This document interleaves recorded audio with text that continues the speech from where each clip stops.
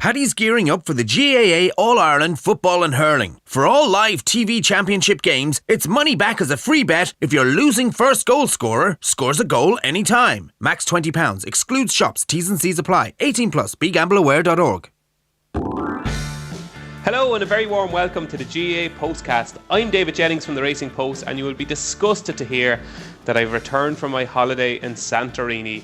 I can hear groans up and down the country already. Some sensational sunsets over in Santorini, chaps, and unfortunately for listeners, the sun has also set on Jack McCarran's starring role as presenter after 2 wonderful weeks in the hot seat. We have a jam-packed show for you this week, and our special guest is the man who brought a first Connacht title to Roscommon since 2010, the man who masterminded the downfall of Galway and almost ended Mayo's fairy tale too. An all-star as a player, an all-star on the Sunday game, and now one of the most respected managers in the country. Yes, it is of course Mr. Kevin McStay. We also have the man who masterminded many a coup from rival bookmakers. It is Paddy Ahern from our sponsors Paddy Power. Stephen Rochford could learn a thing or two from us, as we have certainly picked our best team for the big day. Now, before we get stuck into this weekend's 2 All-Ireland semi-finals, we will begin with our traditional 5 quick-fire questions for our 2 guests. So the first one is for you, Kevin McStay, and it is, if there was a transfer market and you could sign one player to fit into your current Roscommon side, who would it be? Oh, let me see. One player. Well, I'd say where we are at the minute in terms of development, David, I'd say I'd be going for Michael Murphy.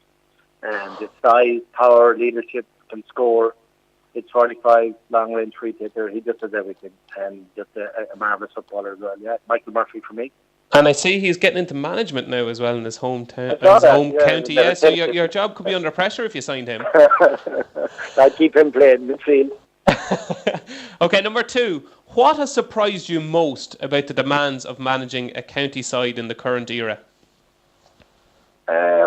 Nothing majorly surprising, because obviously I've been doing it at club level and I'd done underage county previously. But I'd say the big thing, David, is just the amount of people around the senior inter-county setup. You know, we had 30 players in the squad, 31 actually in the end, 5 development players, and then about a backroom staff, including management, of about 15.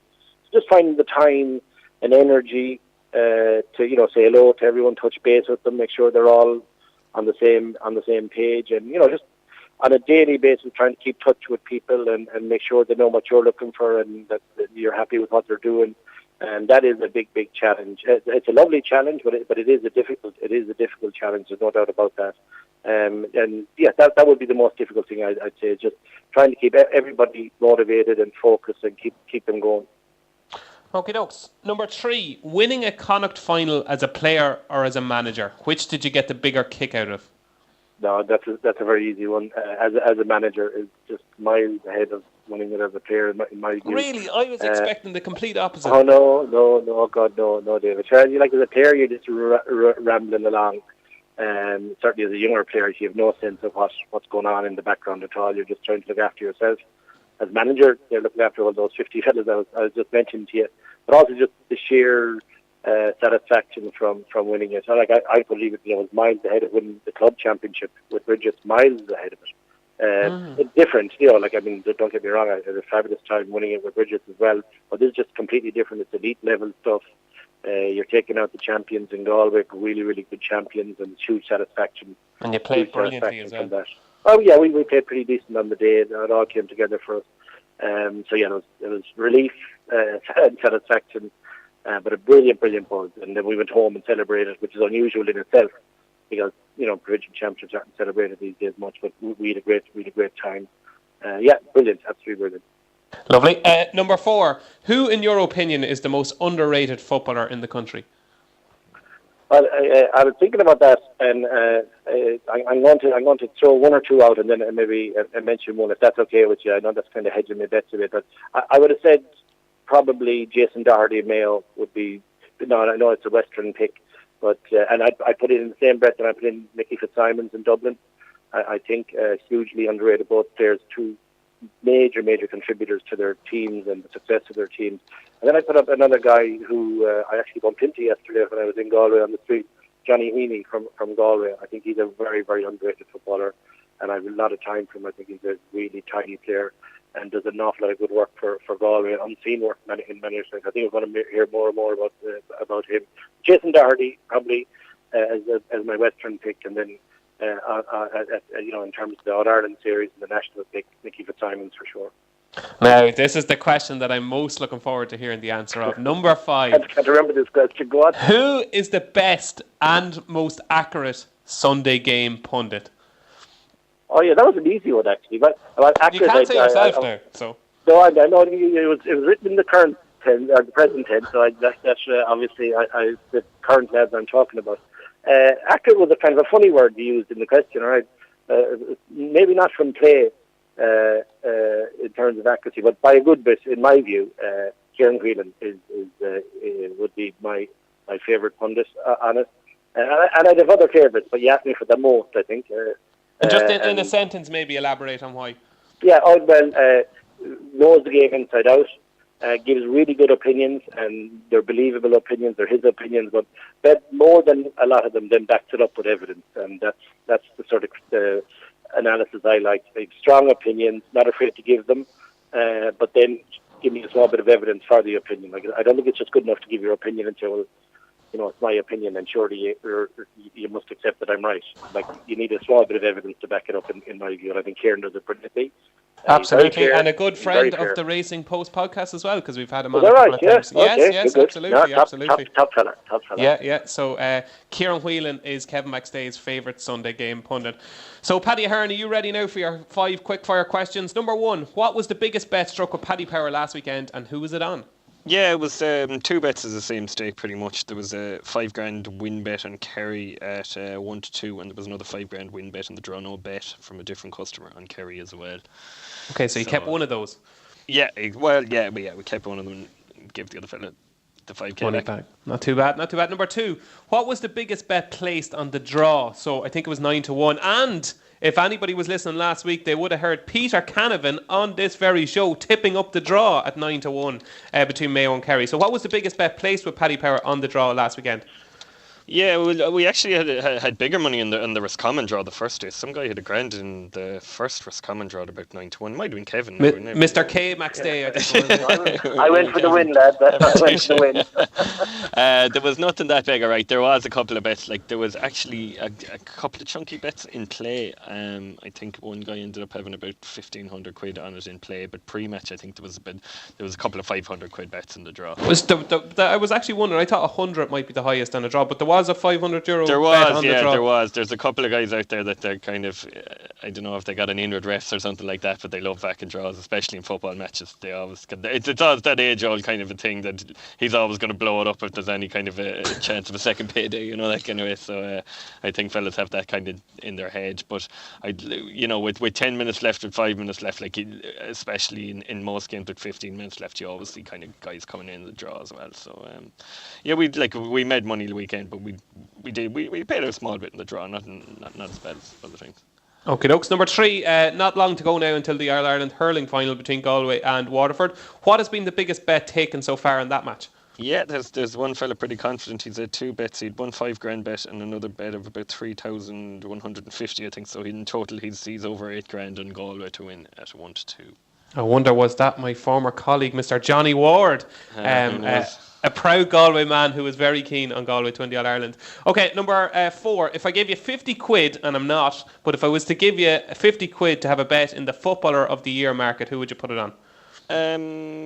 With the prices around at the minute, I'd probably go with Jack McCaffrey. I think he hasn't really set the world alight up to this, but like as everyone knows, like the last 2 games is really what's sticking in people's minds. If you play really well in both of them, like you're going to have a massive chance. And it's like you can see this weekend being a real kind of defensive game, and it's going to be all kind of down to runners and half-backs and that kind of stuff. So if he plays well today, that's half the battle. He's obviously a winner of the award before, and he's a super footballer. So going to my head with us, I think he's 12-1, but you can get a bit bigger round. Okay, dokes. It'll be nice 650 quid for you. And finally, number 5, which would you rather? Now, for those of you that don't know, Paddy is a proud Galway man and loves his hurling. Which would you rather, Paddy Ahern? Waterford to win the All-Ireland hurling final by getting a goal with the last puck of the game, or to lose your job as a GAA trader with Paddy Power? Fantastic question. Best question of the whole series, I say. I work with a couple of Waterford lads as well. A friend of the golf podcast, Dave Kern, as well, is another proud Waterford man. I'm not sure if I could come into work and listen to him for 12 months if Waterford were to get last minute goals. There's plenty of jobs in the Racing Post. I'm sure you'll sort me out. So yeah, Are you actually saying that you would rather to lose your job? 29 years, Dave. 29 years I've been waiting now. We've been going up and down the country following these lads, and like I say, there's plenty of jobs in the Racing Post. Well, you deserve to lose your job. Off air, you're after telling me that I can get a job as an GAA tipster. You'll pay me the same money as Max Days to get anybody to do in that the Sunday game. You know what I mean? Jobs are easily got. All Ireland's aren't. Okay, so there we go. Paddy Ahern would rather lose his job than Waterford win the All-Ireland hurling final. So without further ado, we'll move on to the big replay, the All-Ireland semi-final replay between Mayo and Kerry, and obviously Saturday 3 o'clock in Croke Park. Paddy Ahern, throw us out some prices and handicaps. I will indeed. It's 4-7 Kerry, 8-1 the draw, 21-10 Mayo. Kerry -2 is even money, handicap draws 9-1, and Mayo +2 is even money as well. Now, Kevin McStay, you know Mayo better than anybody else outside of the setup in Mayo. You're a Mayo man, and you've played against them twice this year. What was the big difference between Mayo in the drawn encounter and the replay? Because obviously your performance for Roscommon wasn't as good, but Mayo really did step it up a gear. Well, I think they made a few big adjustments tactically. In terms of the kick-out, I would say what was the biggest one, David. Like they got very aggressive on the kick-out, pushed up very high on it, and put huge pressure in an area of the field where we had 81% success the previous week, and that fell away badly on us. So that was the first big one. The second one was they got all their key influential, experienced players to up their game dramatically. Aidan O'Shea, Keith Higgins, Colin Boyle, Cillian O'Connor, etc., Andy Moore, etc., etc., and they all came back the second day completely re-energized and set the tone from day one. And I think one of the big things that they decided was they were going for the jugular. Any chance they got, they were going to try and turn it into a goal and see could they destabilise us early doors, and that essentially is what happened. And at this Mayo team, Kevin, they've been around the block a long time. They've been through some bruising battles this year. What are you expecting now in the replay? Are you expecting Mayo to come on again? Is there another bit of improvement in this Mayo team, or do you actually fancy Kerry? Well, that's a good question. Like that's what happens when there's a draw, David. Like the two areas you look at, who has the most room for improvement? I'd say definitely that has to be Kerry. And who learns the most from the draw? That could be either team. That's unknown. But my sense last week was that Mayo played nearly as well as they could. Against a team of Kerry's calibre, Mayo really got a very, very consistent and decent, even performance out of themselves. Whereas Kerry would argue they didn't. Now Mayo playing very well and consistently very well last week, still were behind by a point when it came to deep into injury time, and that has to be a major concern. That against a team that wasn't playing well, you're still a point behind, and and the question is, how did we get ourselves into that situation? This week coming, my sense would be that Kerry certainly had the most manoeuvre to improve, the biggest room for improvement. But that's not to say that Mayo won't return with more or less the same game. And in fact, I think they will. I think they'll get a lot more from Aidan O'Shea. They'll get a lot more from Lee Keegan, and that's going to really up the stakes again. So. I missed Paddy on the draw. Was it 9-1? He said the draw again. It's 8-1. 8-1. Yes, I mean you're in that country. I'd say very, very tight game again. But Kerry, you can take it for sure, will improve from what we saw last week. If they're unable to improve, it means that they're an average enough team. And I don't think that is the case. I think they have a lot of people, a lot of players that will reflect in the week past and say, geez, I was well off the pace. I need to up this dramatically. And defensively is obviously the biggest area they can improve. Like I'll give you one angle. If you're the opposition manager, okay, let's close down Andy Moore lads, and let's get tight on Cillian O'Connor. Now if they closed down Andy Moore and won 5 last week, where's that 1-5 going to come from? That is a key question in my mind, and they're certainly going to target Andy Moore, but he's playing well enough to make a serious contribution, and he played out the whole match last week. So they are going to do more or less the same, I think. But I'm fancying that Kerry will up it. And Kevin, Stephen Rochford, I'm sure he's probably a friend of yours. I'm not sure, but he rings you up. He rings you up and he says, "Look, Kevin, you're the best manager around at the minute. You've done a remarkable job with Roscommon. I need a bit of advice here, Kevin. Now, don't tell anybody I rang you, but I want you to tell me who's going to mark Kieran Donaghy." What do you tell him? Well, he's only ringing me now because you might recall to beat us by 22 points. So I think you're hyping it up as well. But I know the sense of your question. Well, again, these are only opinions, and I said this to people during the week. Like, you, me, Paddy, we're all looking in over the fence. They're not there and see the fine detail of what's going on in training, and they're best placed to make the decision they made. And they arrived at last week's decision after very, very, very careful consideration. You can be sure that wasn't a decision taken off the top of the head. And the question now is, do they repeat it? And that's a big, big call for them, because to a certain degree now they're damned if they do and damned if they don't. But I think you have to accept that Kieran Donaghy, was the net benefactor, and Kerry were the net benefactors from that move last week. And I think, I personally think Aidan O'Shea is just too good to be in that 9. I think he should be at 11. He should be at midfield, and now may have real options on the long kick out. I think the question was who do I put in? Is that what you asked me, David? That's it. Yeah. That was so it was a long way around.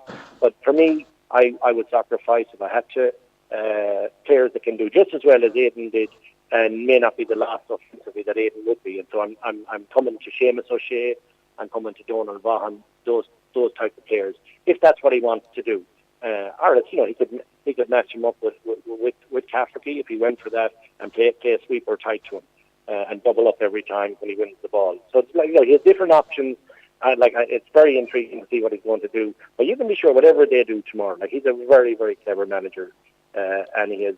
I have to give him one thing: he has serious balls. He's not afraid to make a call and go for it. So he will sit down with Tony McEntee and Donny Buckley and these guys and figure it out, what's best for me and what's best for the team.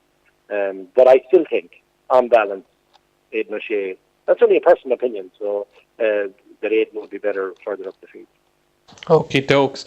Paddy Ahern, you're a staunch Kerry fan, and your belief in their ability is unwavering all year. You've backed them to win the All-Ireland. Surely you were a little bit disappointed with the Kerry performance last Sunday. Yeah, I definitely was in the context of the game, but the one thing I would say about Mayo is just they're such an enigma, and you have to give them so much credit for it. They're like an 80 to 95 handicapped horse in Killarney tonight, going out next week and competing then for a champion hurdle. Like how can you can kind of come and really struggle against the Derrys and the Corks of this world when Kerry have already proven that they're going to beat them by 9 points, and then go out and just match Kerry stride for stride. How they do it is unbelievable. I was disappointed with Kerry. I thought there were two kind of understated losses for Kerry, and they were both in the half forward line. So obviously Donncha Walsh was a huge loss just for all the work that he gets through and all that kind of stuff. But there was one guy as well that if you think about the talent they have in that Kerry team, that Fitzmaurice was really taken with a guy from Kilcummin called Kevin McCarthy. He started in the league final, he started him in the Munster final as well against Kerry. He seemed to be one of the guys that was just going to start kind of half forward, and he's a real kind of a worker as well. I think he's brother of Mike McCarthy, but he was injured as well. So what they were working all year, they've lost those two guys in the half forward line, and you could actually see that because the work rate wasn't there. So there was a massive kind of Mayo got so much change out of, we'll say, that middle third, the likes of Boyle running forward. Keegan was obviously held by Paul Murphy, but all the rest of them, I thought they really kind of pinned Kerry back on a lot of occasions. I don't see Kerry setting up too differently, really, to be honest. I think Kerry will kind of look at the game, and I don't think they're going to change anything too drastically. They're going to say, in a wet day, we scored 2-14, we still didn't. I know we conceded 2-14 as well, we still didn't win, but they're going to look at all their players that they had that kind of underperformed, and they have so much more scope for improvement here. If you look at Mayo, I know they're huge players.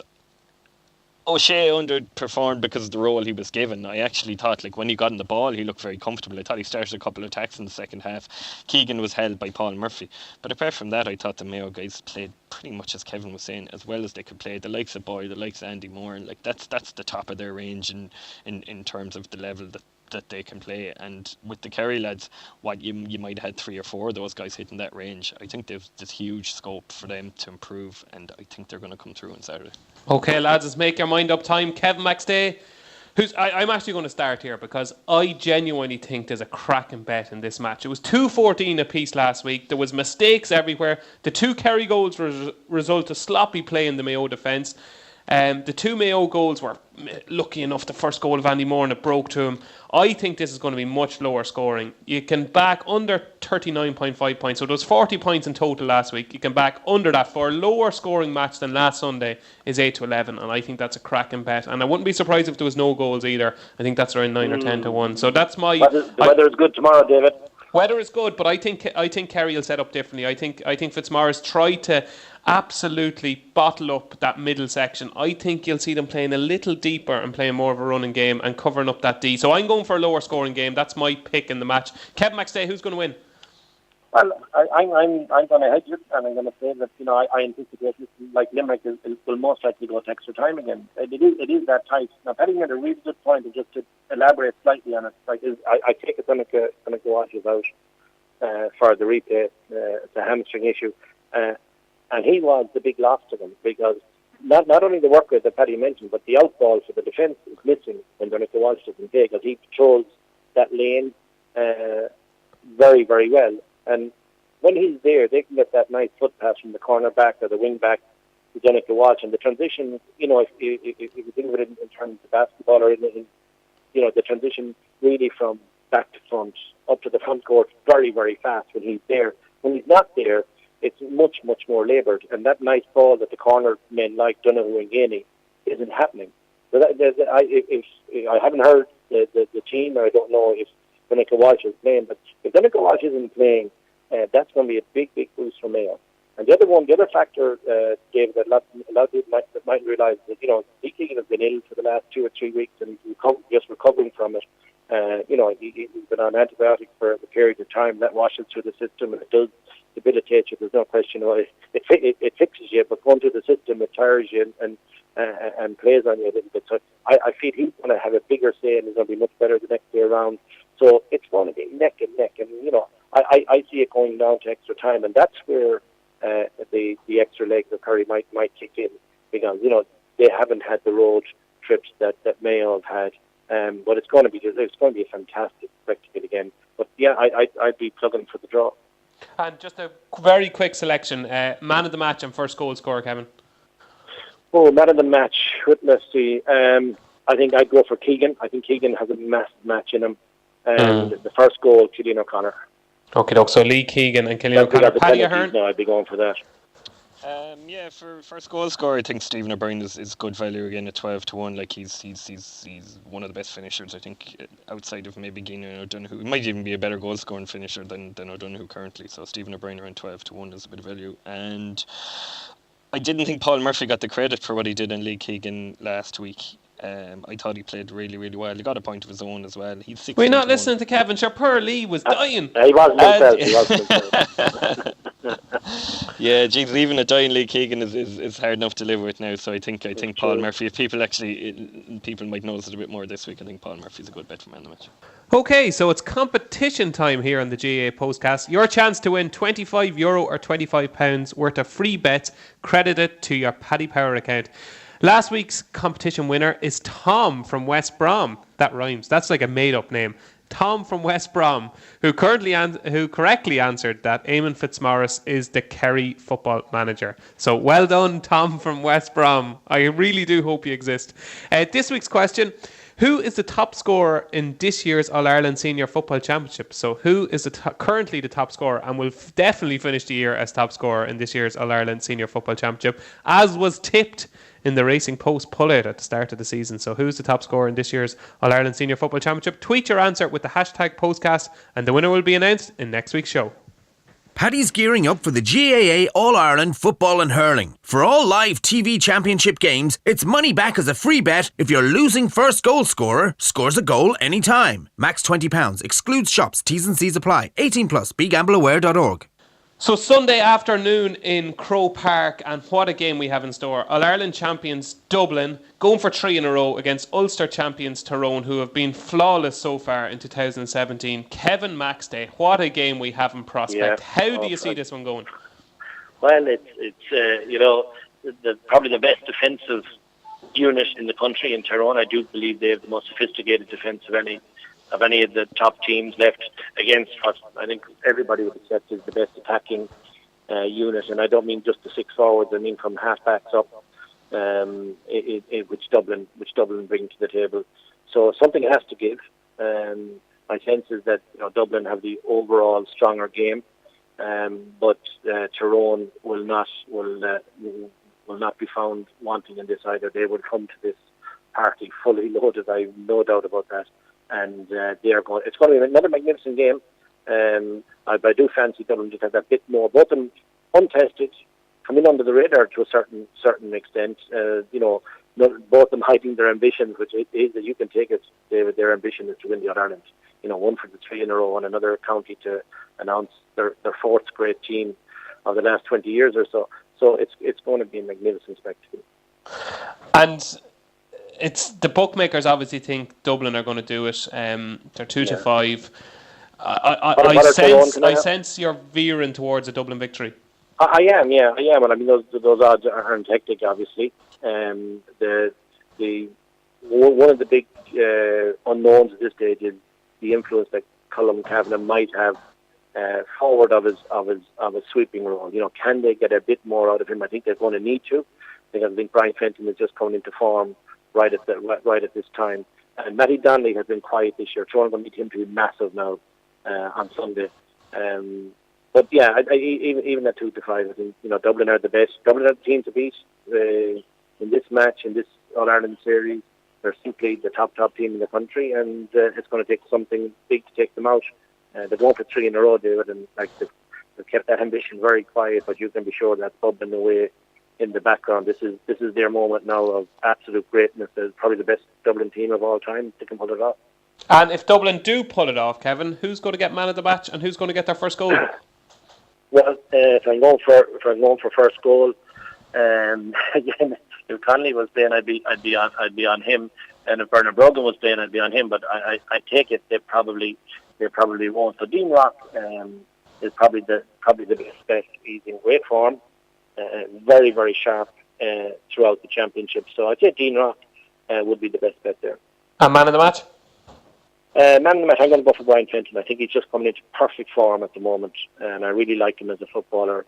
He's young, he's mobile, he's strong in the air, and he's very clever with his hands around the middle of the field. So yeah, I go for Brian Fenton as the potential man of the match. Now, Paddy Ahern, listeners to this postcast regularly will know that I am the founding member of this Tyrone's team's fan club. Please tell me you're going to join me in the love-in. Surely there's been enough evidence in Ulster. There's been enough evidence in their demolition of Armagh in the All-Ireland quarter-final. I'm wrong with a lot of things, but surely I've got this Tyrone team right. Have I?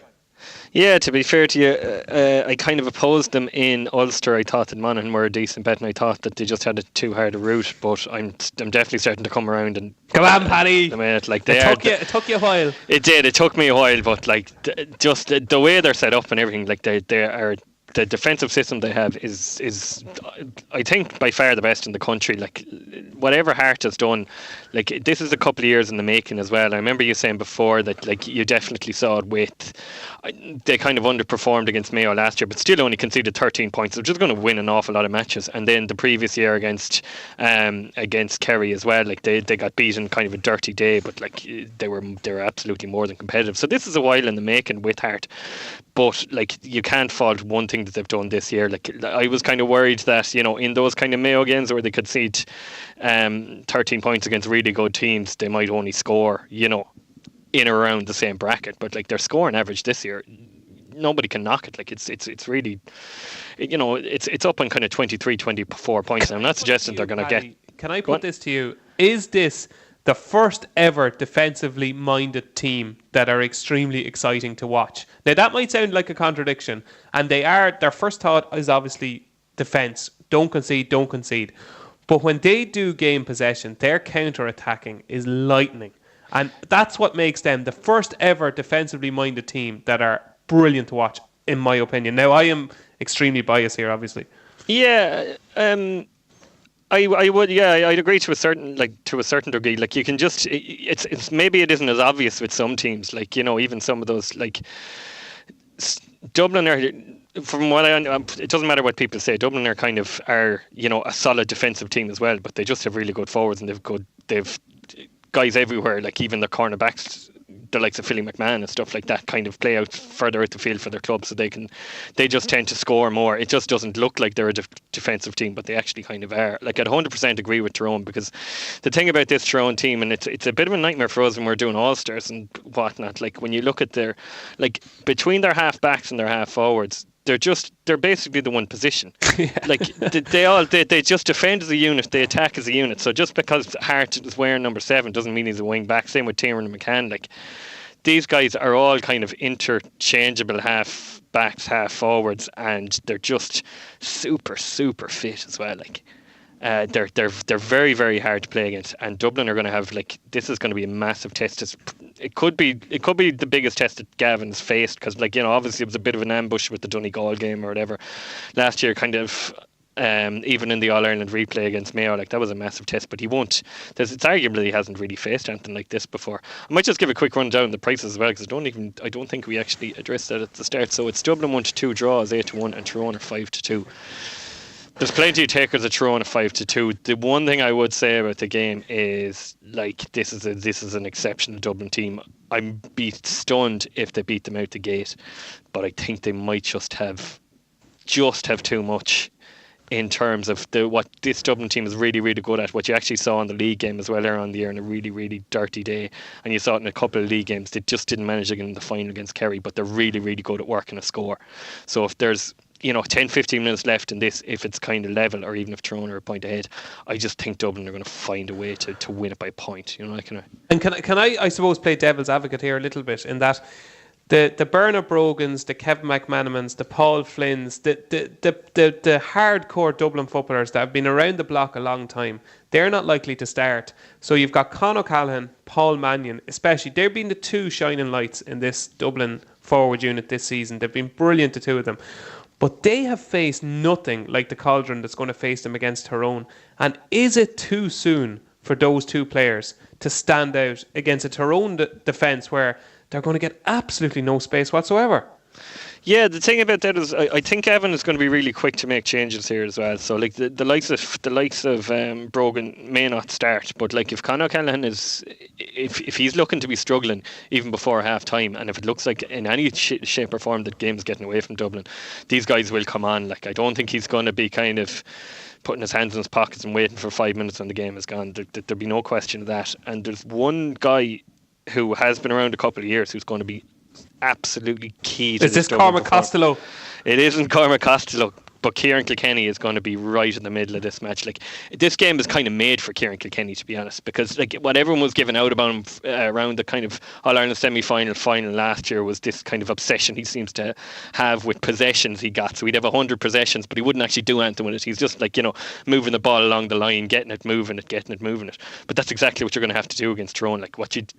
They're really, really good at turning over the ball, so he's not going to bring the ball into contact. He's just going to try and bring all these guys in. He's Michael Carrick, isn't he? Yeah, pretty much. He's going to, like, the likes of then, like, Eric Lowndes and Philly McMahon. Like, I think, like, scoring defenders are going to have a field day here as well, because they're just going to be brought into the game all over the place. Like, positions aren't going to mean much in this match because everyone's just going to be up and down, and I think it's going to be really key that Kilkenny kind of controls, nearly orchestrates the game. Like, and it's going to be a big thing for Tyrone as well to just to basically stop him from doing that. Like, it mightn't be the highest scoring game, but, like, tactically and everything's going to be fascinating. Yeah. I actually agree. I think Kilkenny is going to be paramount to whatever Dublin do. And on the other side, like, I know obviously I've been talking bullshit about Niall Sludden for a long, long time, but the reason I tipped him for Player of the Year at 80-1 at the start of the year, and he has had some very good games and he's been quiet in others, he wasn't particularly good against Armagh, But the reason I tipped them was because I thought they would face Dublin in the All-Ireland semi-final, and because this is tailor-made for Niall Sludden, running with his pace and ball carrying skills through that heart of that Dublin defence. We saw it in the league when he kicked 3 points. He was exceptional that night, set up the goal. Like, this game is made for Niall Sludden, so if Niall Sludden is ever to make a statement of intent for Player of the Year, it has to be this game, because this is made for him. I think everything is in place for Niall Sludden, hopefully to stand out and make a big move in the Footballer of the Year market. So, Paddy, you're veering towards Dublin. I'm guessing you think it's going to be pretty tight. Yeah, very tight. I think there's there's a couple of bets I liked in it as well. Enlighten us. Yeah, I think halftime full-time, or halftime Tyrone Dublin full-time is a decent runner. I think Tyrone are going to start pretty well, but that's we're saying as well that it's nothing like what Dublin have faced this Tyrone defence as well, but it's going to be a huge eye-opener for Tyrone as well. Tyrone have played Dublin, in the last couple of years. It's kind of been reported that throughout 4 games, I think it's a point in favour of Dublin, but they're all league games. This is Croke Park in the second weekend in August or whatever it is. This is going to be like nothing they've faced as well. I think they're going to start well, but I can just see when Dublin empty the bench, they're just going to keep chipping away. So I think there's kind of 9-2, 5-1 around on Tyrone halftime full-time, Tyrone halftime Dublin full-time. And I think it's going to be super tight as well. I would say if I was backing anything, I'd probably go Dublin 1 to 3 points. I think around 3-1 as well. I just think what they're so good at is just working the score. They're just so patient. They have long range point scores as well, coming off the bench too. I just think they're going to find a way to get it done. Okie doke. So first goal scorer, man of the match shout from you, Paddy? Like I say, for defenders, if you want to call them that for Tyrone, it's going to be I think defenders are going to score quite a bit in the game, because it's just going to be runners coming from deep who get any sort of a chance. I think Tiernan McCann is a huge price for the first goal. He's 40-1. I can definitely see him getting an opportunity. He's a good finisher, so he's 40-1 for the first goal. I looking at the inside guys and the regular kind of customers like Rock and O'Callaghan, it's just going to be really, really hard against Tyrone to see them getting the chance. For man of the match, I think if Dublin win, obviously Kilkenny is going to be right in the middle of it. Kieran Kilkenny for man of the match. Okie dokes. So it's an all Dublin. Well, I suppose for Kilkenny to play well, and if Dublin play well, Kilkenny has to play well. So I can certainly see where you're coming from there. And obviously, it goes without saying that I have to tip up Niall Sludden for first goal scorer, man of the match, because if he got the first goal or he got man of the match and I didn't tip him, I'd be absolutely devastated. And that's my punting policy with horses as well. You just have to follow these people over a cliff. So there you go. That's our thoughts on Tyrone and Dublin, and all that's left to do now is to get our best bets of the weekend. And that the 2-point handicap could be obliterated. Paddy Ahern from Paddy Powers, your best bet of the weekend is? Yeah, I do think Dublin are going to win, and like I say, if there's any game that was ever tailor-made for Kieran Kilkenny the way he's been playing the last 18 months or so, I think him for man of the match is a great bet. 10-1. You can back him to be nominated as well. For a nomination, we are probably around the 5-2. Yeah, we're 5-2 for a nomination. I think that's worth a bet. But I just go for. I think there's 10s out there in man of the match. I just probably go for broke on that. And I agree with you in Sludden as well. He seemed every time he plays Dublin, he seems to just get space that nobody else can. And he's due the game that you're talking about. You can back him to score over 2 points, 5-6 with us. I think there's a bit of even money out there as well. Okie dokes, and I'm going to play it safe because, kind of play it safe, I suppose. I obviously fancy Tyrone to win the All-Ireland, but I'm going to tip Tyrone -1 because there's some 7-2 available, I think, with yourselves, Paddy, about Tyrone winning by 2 points or more. And if I fancy them to win the match, I obviously fancy them to win by more than a point. So I'm going to put up Tyrone -1. Is it 7-2, Paddy? 7-2 with us, yeah. And finally, Kevin McStay's best bet of the weekend is?